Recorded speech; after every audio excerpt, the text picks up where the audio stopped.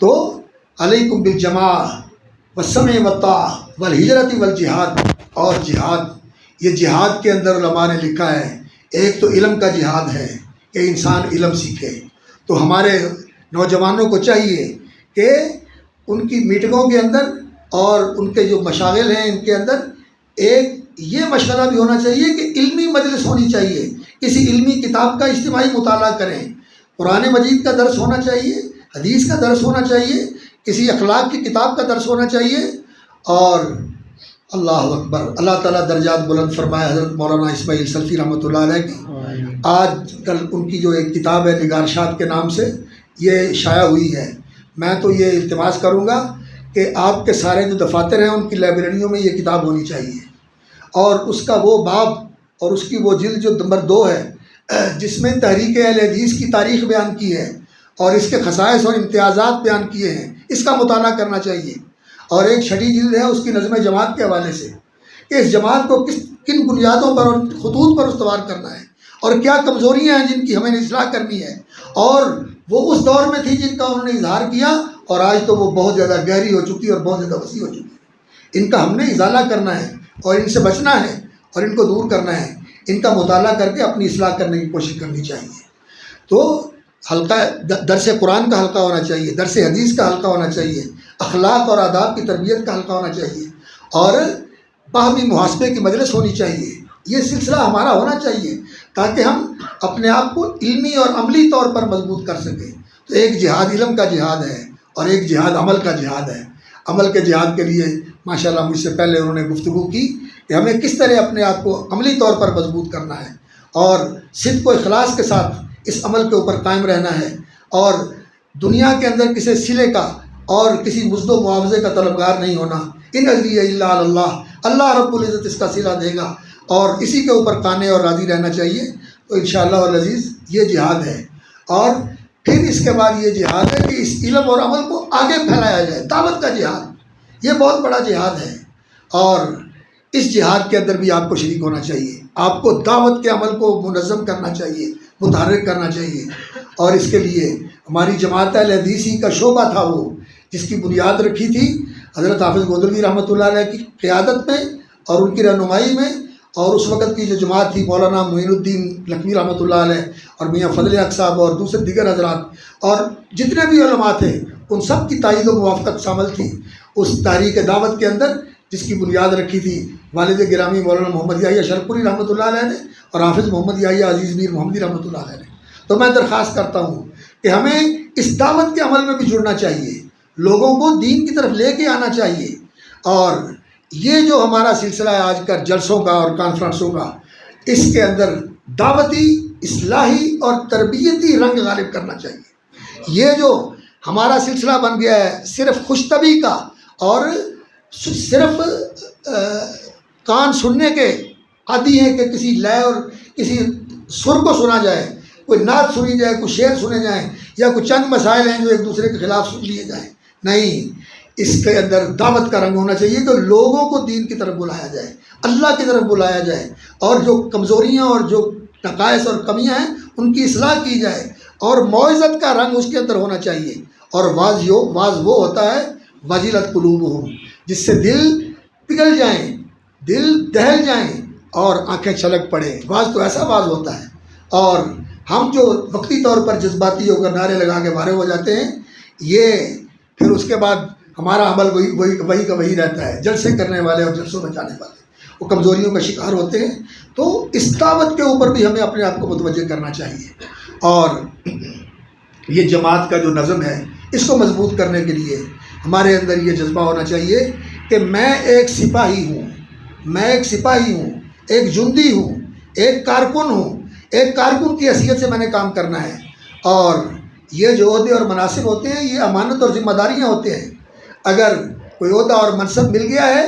تو اس کو ذمہ داری سمجھ کر بہت زیادہ احساس ذمہ داری کے ساتھ اس کے تقاضے پورے کرنے کی کوشش کرنی چاہیے، اور اس کے لیے حریص نہیں ہونا چاہیے، اس کے لیے حریص نہیں ہونا چاہیے۔ اور اگر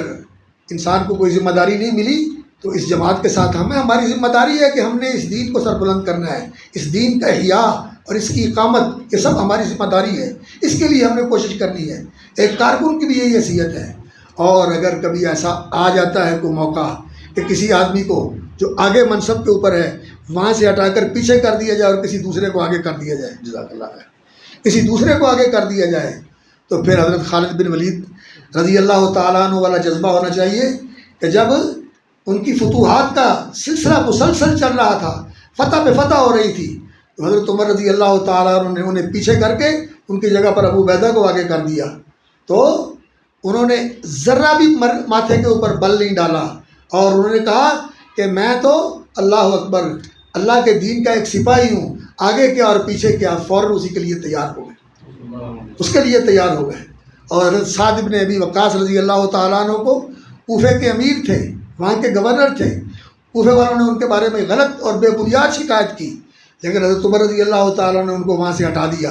اور انہوں نے اس پر کوئی احتجاج نہیں کیا اور کوئی شکوہ نہیں کیا، خاموشی سے وہاں سے چلے آئے۔ تو یہ جذبہ ہونا چاہیے ذمہ داران کا کہ جہاں بٹھایا گیا ہے ذمہ داری اور امانت سمجھ کر بیٹھ جائیں، اور جب کہا جائے کہ آپ پیچھے ہو جائیں دوسرے آگے آ جائیں۔ یہ چیز آج بڑی مفقود ہے کہ پچھلی سیٹ پہ بیٹھنے کے لیے کوئی تیار نہیں ہے، ہر ایک یہ کہتا ہے کہ میں نے اگلی سیٹ پہ بیٹھنا ہے، اور یہ فتنہ ہے، یہ وہ فتنہ ہے جس فتنے نے لوگوں کو اندھا کر دیا ہے اور راستے سے ہٹا دیا ہے۔ وہ جو رسول اکرم صلی اللہ علیہ وسلم نے فرمایا تھا تمہارا کیا حال ہوگا جب ایسا فتنہ آ جائے گا کہ جس فتنے کے اندر بوڑھا جوان بوڑھا ہوگا اور چھوٹا بڑا ہوگا۔ تو لوگوں نے کہا یا رسول اللہ وہ فتنہ آئے گا تو اس کی وجہ کیا ہوگی؟ تو نبی صلی اللہ علیہ وسلم نے فرمایا کثرت قراؤکم وقلت فقہاؤکم، تمہارے پڑھے لکھے زیادہ ہو جائیں گے لیکن سمجھدار کم ہو جائیں گے،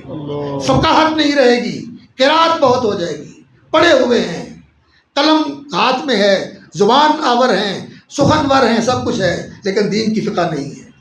دین کے مقاصد کا علم نہیں ہے، دین کے مسالے کا علم نہیں ہے، شخصی اور ذاتی مسالے ہیں، دھڑے کی مسالے اور مفادات ہیں، نہیں۔ دین کی فقہ یہ ہے کہ اللہ اور اس کے رسول کی بات کو اونچا کرنے کے لیے، دین کی جو اعلیٰ مقاصد اور مسالے ہیں ان کے تحفظ کے لیے انسان پیچھے ہونے کے لیے تیار ہو جائے۔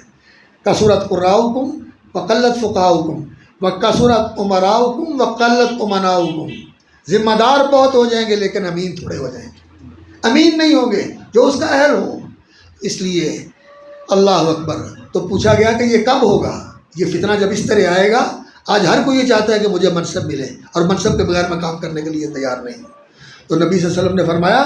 یہ اس وقت ہوگا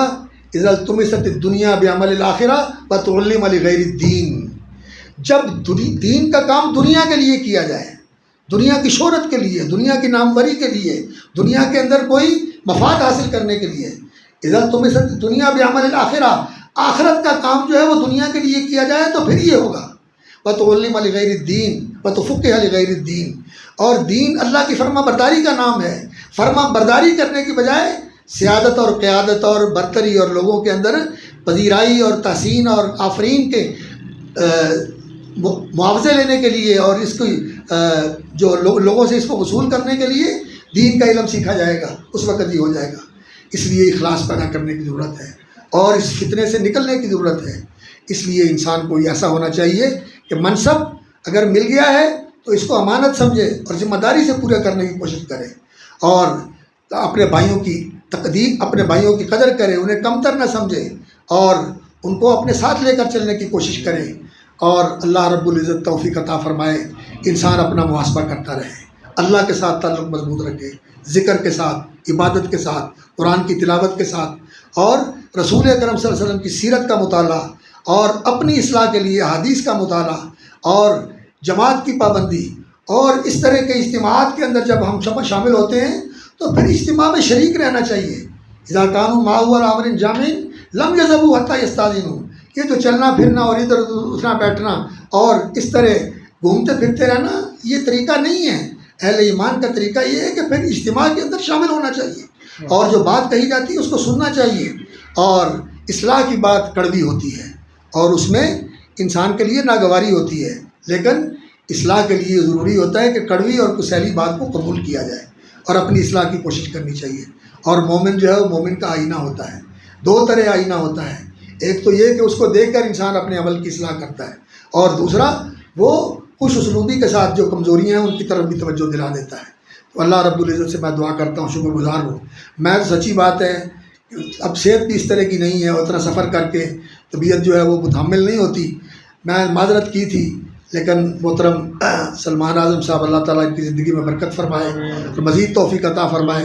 انہوں نے اصرار کیا، ماشاءاللہ ان کی جوانی اور ان کی صلاحیتوں میں برکت عطا فرمائے، اور احباب کا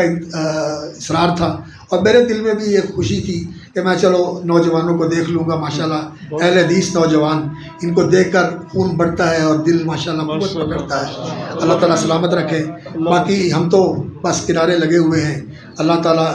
دین کے اوپر قائم رکھے، استقامت نصیب فرمائے اور ایمان کے ساتھ حسن خاتمہ نصیب فرمائے۔ اللہ تعالیٰ ہمیں جنت میں اکٹھا فرمائے جیسے اس کے گھر میں یہاں ہم اکٹھے ہیں۔ اللہ تعالیٰ آپ کو اس دین کے لیے قبول فرمائے۔ آخری بات عرض کر کے بس میں بات میں ختم کرتا ہوں، تو آپ ان چیزوں کے ساتھ دعوت کے اندر اپنے آپ کو مشغول کرنے کے ساتھ خدمت خلق کے میدان میں اپنے آپ کو ضرور جو ہے نا وہ متحرک کریں، لوگوں کی خدمت کریں، لوگوں کے کام آئیں، غمی خوشی میں ان کے کام آئیں، وہ مشکل میں ہو کوئی مصیبت میں ہو اس کے کام آنے کی کوشش کریں۔ اور جو اللہ رب العزت نے آپ کو وجاہت اور آپ کو اللہ رب العزت نے معاشرے کے اندر اہمیت اور کوئی ایسا مقام عطا فرمایا ہے جس کی وجہ سے آپ کا لوگ احترام کرتے ہیں، تو اس کو مظلوم کی مدد کا ذریعہ بنائیں اور